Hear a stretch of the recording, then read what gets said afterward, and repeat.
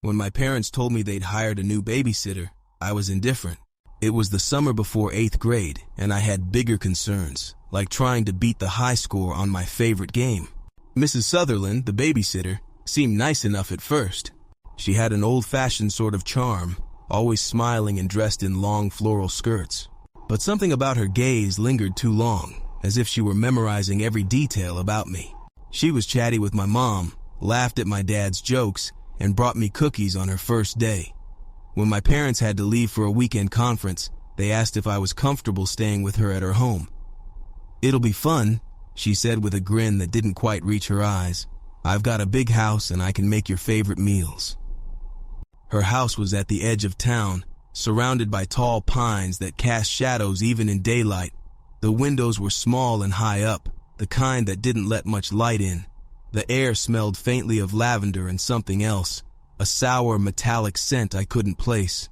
That first night, after I unpacked in the guest room, Mrs. Sutherland suggested we play a game.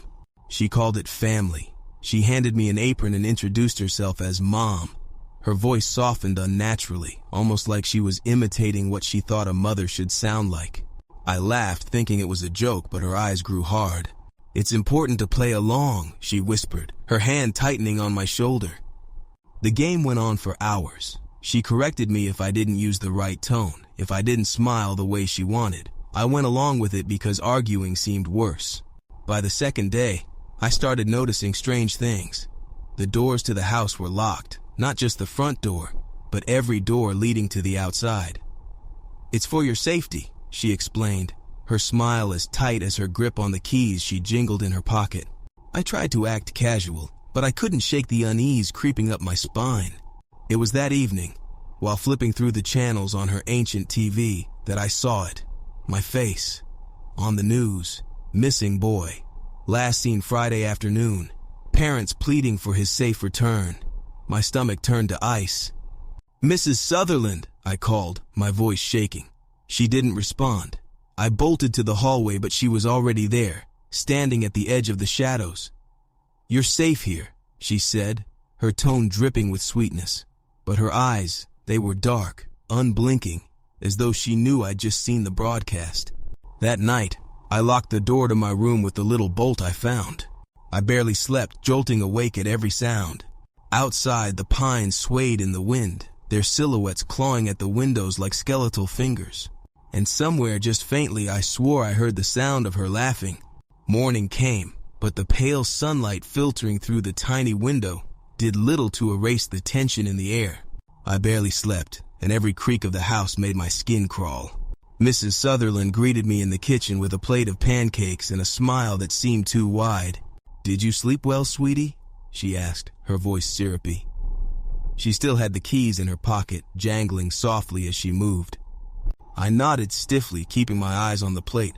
"When are my parents coming back?" She sat across from me, folding her hands like a teacher about to give a lecture. "Oh, they'll be back soon. But don't you worry about that. We're going to have so much fun today." Fun, that word felt like a trap. As the day wore on, she found excuses to keep me close, helping her dust shelves, organizing canned goods, folding towels. Every task came with a sugary compliment. "You're such a good boy," she'd say, patting my head. But her touch lingered a moment too long, and I could feel her fingers trembling. By the afternoon, I'd had enough. I needed to find a way out, but every window I checked was either barred or painted shut. The back door had a rusted chain bolted into the frame. She must have noticed me eyeing it because she appeared behind me without a sound. "Are you curious about the basement?" she asked, holding up a small silver key. Her grin widened. "There are some treasures down there, family treasures." I didn't want to see the basement, but refusing her felt dangerous, so I nodded, swallowing hard. The basement was cold, musty, and smelled faintly of mildew. The single bulb hanging from the ceiling cast harsh shadows on the stone walls. She led me to an old wardrobe tucked into the corner, its wooden doors worn and scratched. "This is where I keep memories," she said, crouching to unlock it. The way she spoke, almost reverently, made my stomach knot.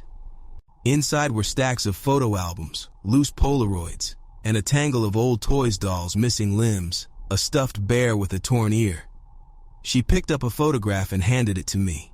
It was me, Not just any picture of me, a photo taken yesterday while I sat in the backyard. My hands began to shake as I realized there were more. Dozens of photos of me from different angles, most of them clearly taken through windows, some even from inside the house. My heart thundered in my chest. Well, why do you have these? Her expression darkened for a split second, but then the unsettling smile returned. Because you're special, sweetie. You're my favorite. I dropped the photo and backed away, my breath quickening.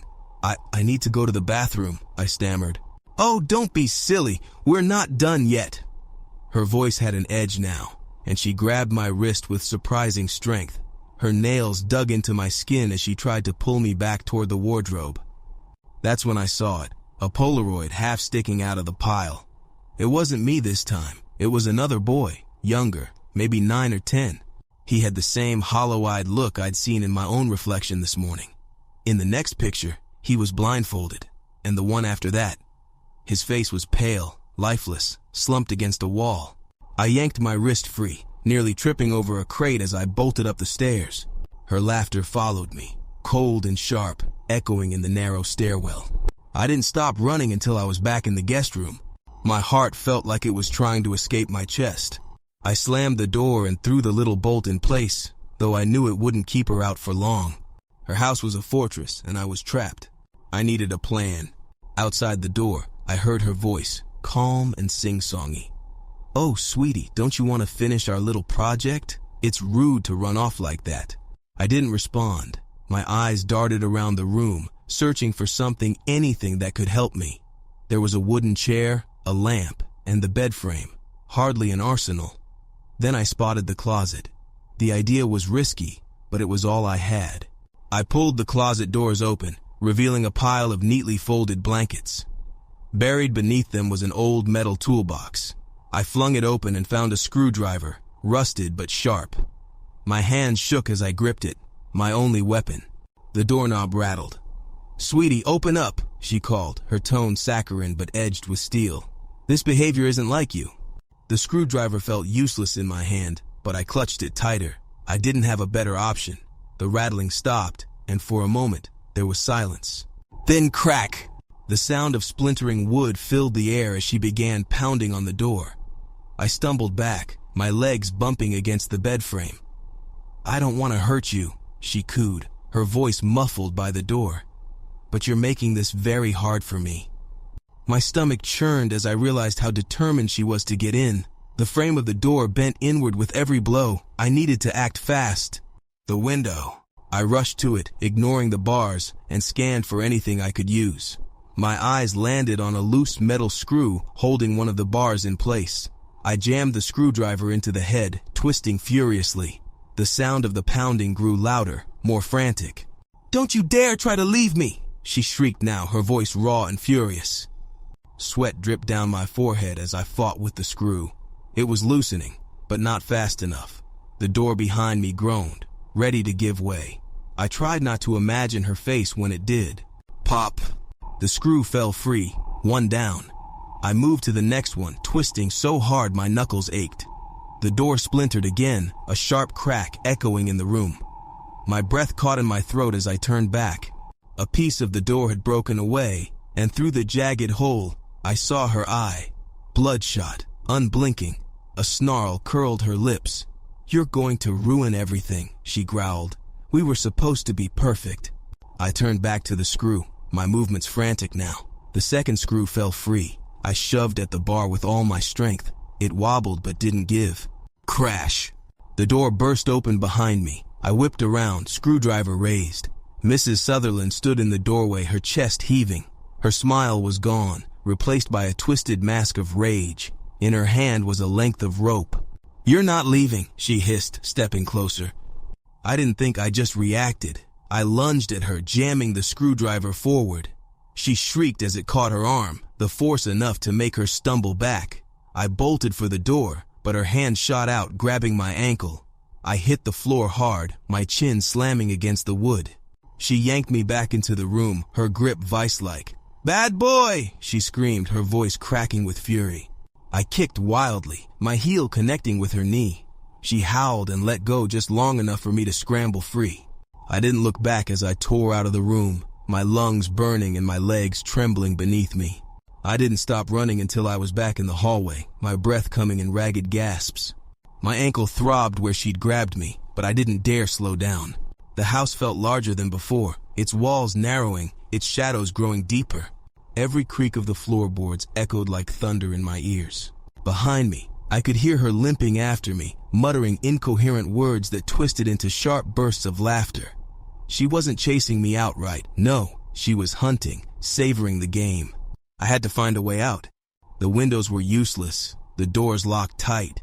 My only option was to find a hiding place or something I could use to defend myself. Then I remembered the basement. The memory of the photographs made my skin crawl, but I didn't have a choice. She wouldn't expect me to go back there. I darted down the hall, skidding to a stop at the basement door. It creaked loudly as I wrenched it open, the sound like a beacon in the suffocating silence. My stomach sank as I stepped onto the narrow staircase. The darkness below seemed alive, waiting to swallow me whole. As I descended, the smell hit me again, stronger this time, metallic, rotting. I gagged but pressed on, closing the door behind me. The single bulb above swayed gently, casting dizzying shadows across the walls. The wardrobe loomed in the corner like a crouching beast, its doors ajar. I hesitated at the bottom of the stairs, my hand trembling on the rail. The air was thick, oppressive, and the silence felt heavier than it should. That's when I noticed something I hadn't seen before, a trap door, half hidden beneath a rug. It was slightly open, just enough to reveal darkness below. A faint noise reached my ears, a muffled whimper. My heart nearly stopped. "Hello?" I whispered, my voice barely audible. The whimper grew louder, more frantic. It was coming from beneath the trap door. My gut screamed at me to run, but my legs moved toward it instead. I knelt and pulled the door open, the rusted hinges groaning in protest. Below was a small chamber, barely lit by the light above. In the corner was a boy, no older than 9 or 10, bound and gagged. His wide, tear-streaked eyes locked onto mine. His face was pale, and he trembled as he struggled against the ropes. "Oh my God," I breathed. "Hold on, I'll get you out." I climbed down into the pit, my mind racing. How long had he been here? Who was he? My hands shook as I worked on the knots, my eyes darting nervously to the opening above. I expected her face to appear there at any moment.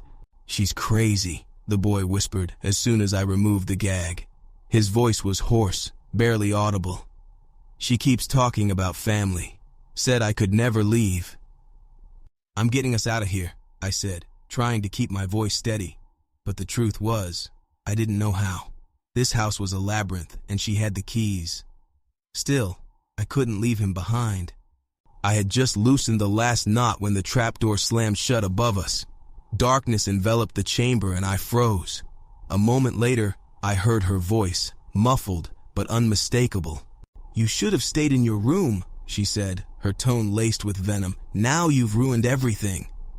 The boy began to cry softly, his small frame shaking. I pulled him close, my mind scrambling for a plan. The air in the chamber grew heavy, and the walls seemed to close in.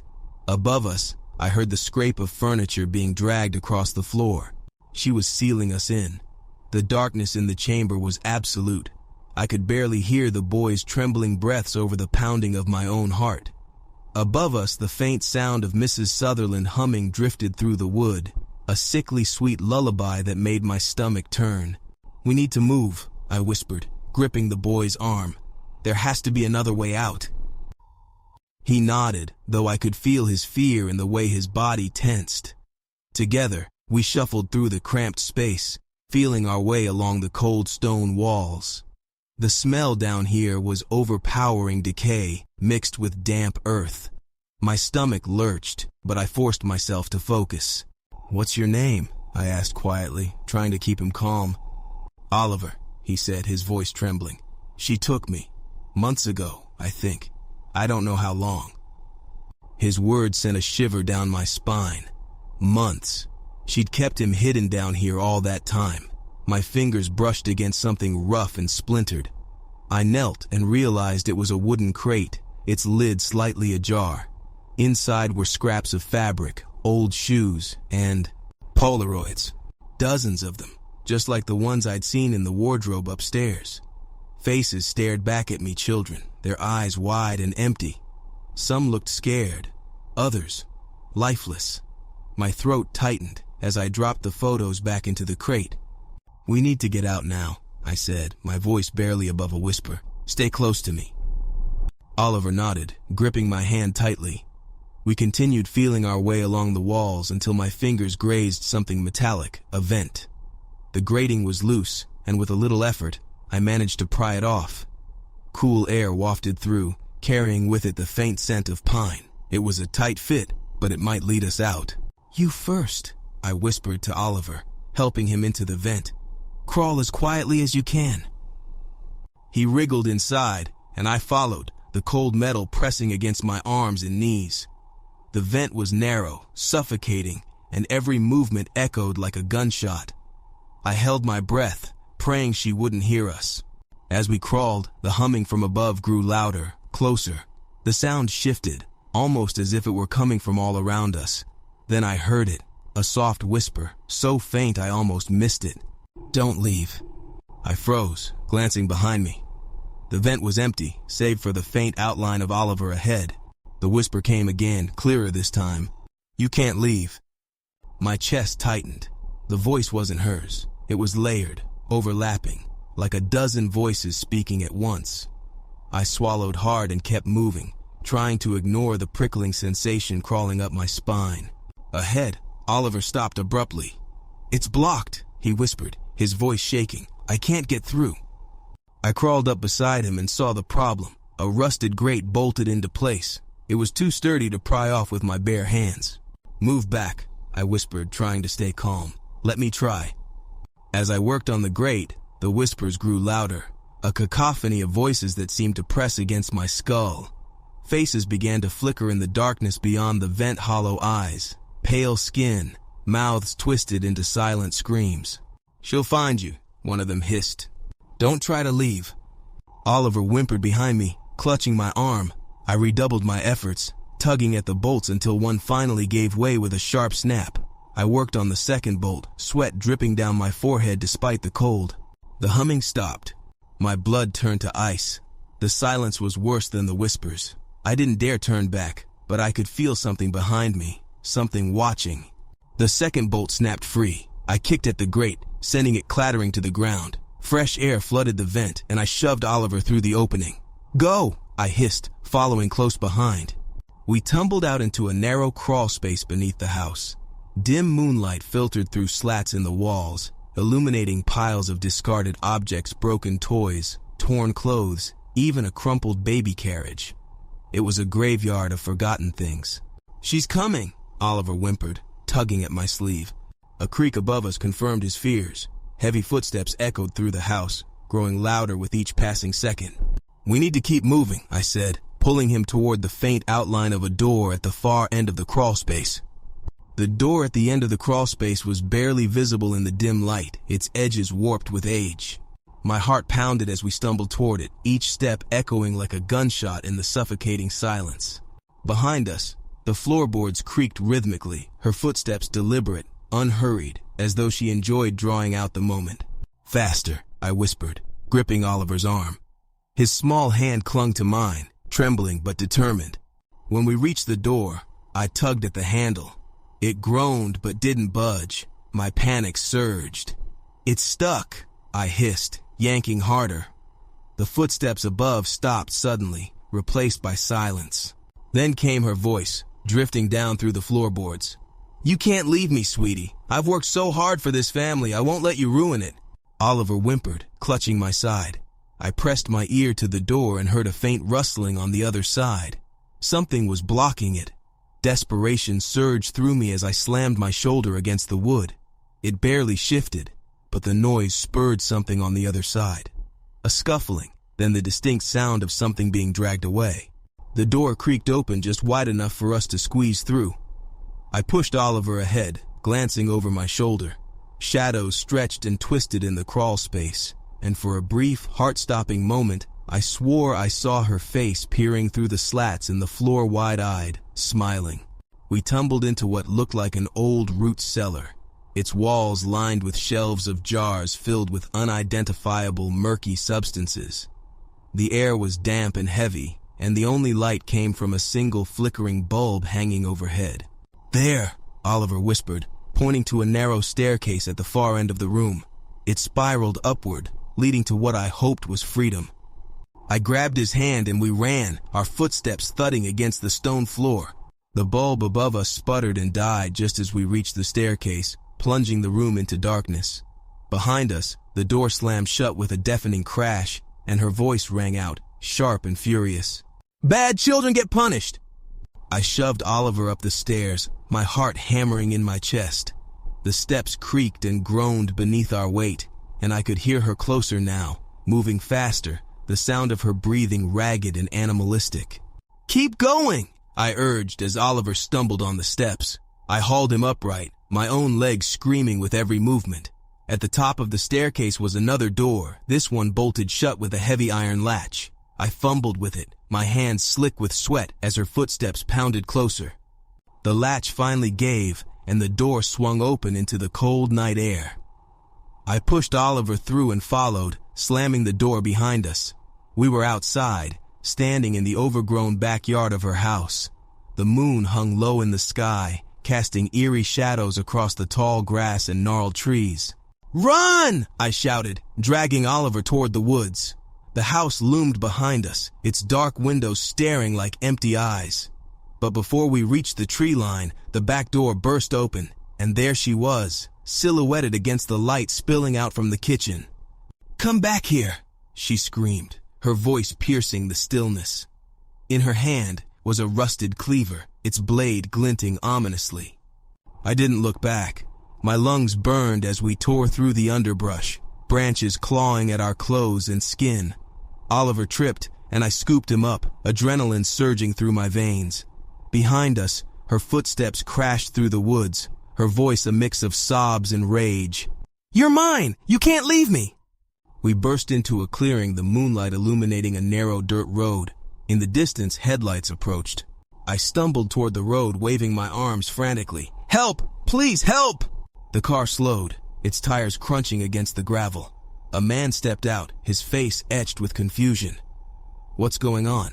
Before I could answer, a scream tore through the woods and she emerged, wild-eyed and disheveled, the cleaver raised. The man froze, his eyes widening in shock. "Get in the car!" I shouted, shoving Oliver into the back seat.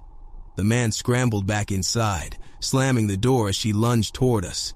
The engine roared to life, and the car sped off, leaving her behind in the dust. Through the rear window, I saw her fall to her knees in the middle of the road, the cleaver slipping from her hand. Her face twisted into something between fury and heartbreak as she let out a guttural scream that echoed into the night. The car barreled down the narrow dirt road, its headlights cutting through the dark forest. I clutched Oliver close to me in the back seat, his small frame trembling against mine. The man driving kept glancing at us in the rearview mirror, his face a mask of disbelief. "What the hell was that?" he finally asked, his voice shaky. "She's crazy," I said, my throat dry. She had us locked in her house. We need to go to the police." The man nodded, gripping the steering wheel tighter. "We'll get you to the station. Don't worry, you're safe now." The word safe felt fragile, as though it might shatter if spoken too loudly. I glanced out the rear window, half expecting to see Mrs. Sutherland sprinting after the car, her cleaver gleaming in the moonlight.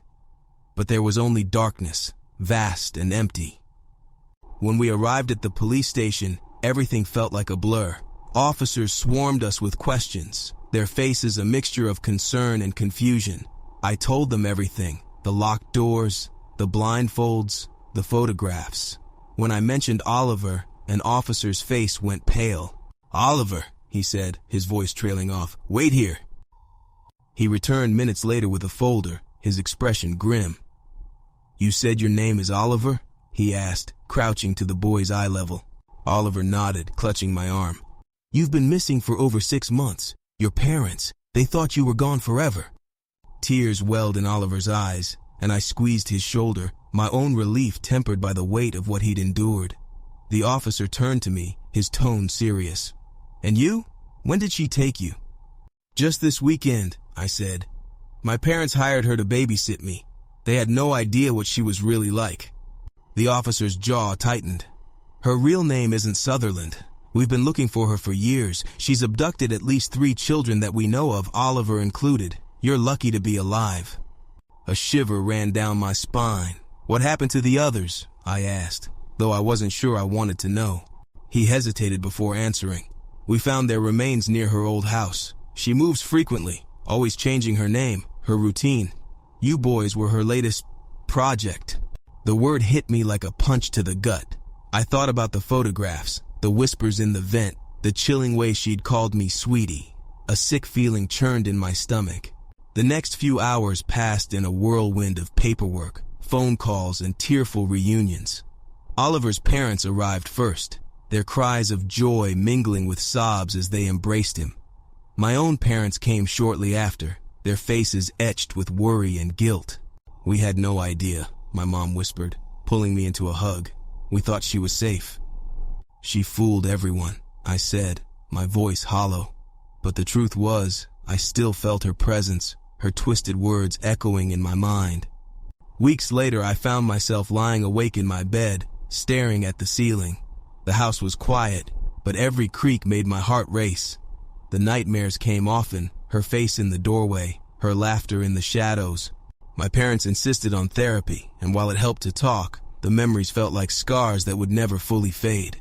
One day I turned on the news and froze. There she was, Mrs. Sutherland, her mugshot plastered across the screen. Her face was gaunt, her eyes sunken, but the same unsettling smile lingered on her lips. The anchor's voice droned on about her arrest, her charges, and the grim discoveries in her home. She said she just wanted a family, the anchor concluded, his tone grim. Authorities believe there may be more victims yet to be identified. I turned off the TV, my hands trembling. She was behind bars now, but her shadow still loomed over me. Oliver and I kept in touch. He was doing better, slowly but surely, though his parents said he still slept with the light on. We both knew we'd carry the scars of that weekend for the rest of our lives, but we had survived, and in some small way, that felt like a victory. The chilling saga concludes with the boys escaping and the sinister babysitter finally being brought to justice. The lingering effects of her terror remind us that some nightmares never fully end, but the light of survival shines through the darkness.